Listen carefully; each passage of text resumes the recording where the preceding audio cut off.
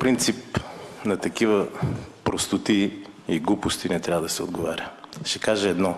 Лъжи, лъжи, лъжи, лъжи и спекулации. Да, може да ги вдигате, но истината е, че казахте откровенни лъжи. И аз не мога да разбера, що за поведение е това от година и половина. Значи толкова сте се озлобили, че вече губите мярка. Колкото до това, че имам фирми, ами аз съм влезъл в политиката с фирми, за разлика от много хора, които са чиновници. И за да ви охладя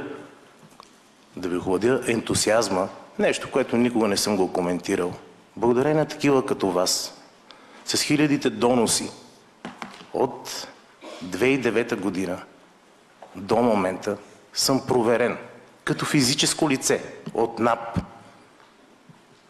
Предполагам, че знаете за какво става въпрос. Като физическо лице. Преди да влеза в политиката, по доноси от опонентите, 2002-2007. След това, като депутат, пак от приятели в кавички, от 2007 до 2012. И след това, пак от НАП, като физическо лице, до дата днешна.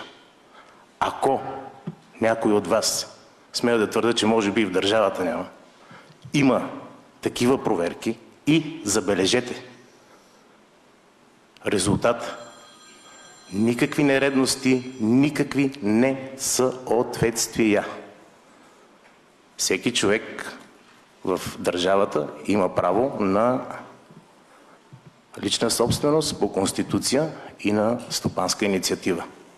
Само че когато влезах в политиката 2009 година, аз излезах от всички управителни органи на фирмите, включително прехвърлих и 10% от акциите на Пирин безвъзмездно, защото бяха мои. Много наясно съм с изискването на закона. Колкото до този казус, така наречения скандал, просто ви гледам сира. Тръгвате с пълни кошници. Нека коментираме резултата, нали? Има сигнал до комисията. След това най-вероятно ще има дело. Нека да видим. Ще кажа следното. Техническа грешка. В момента тече дело за заличаване. Това е простичко.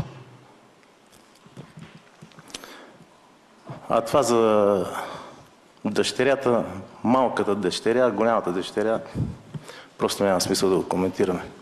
Слизате на много, много ниско ниво и пак казвам, нищо от това, което коментирате, не е вярно.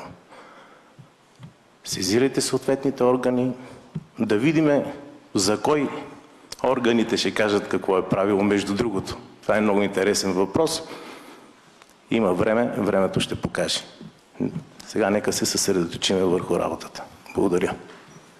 Благодаря. Господин Ваклинов, изказване извън дневния ред.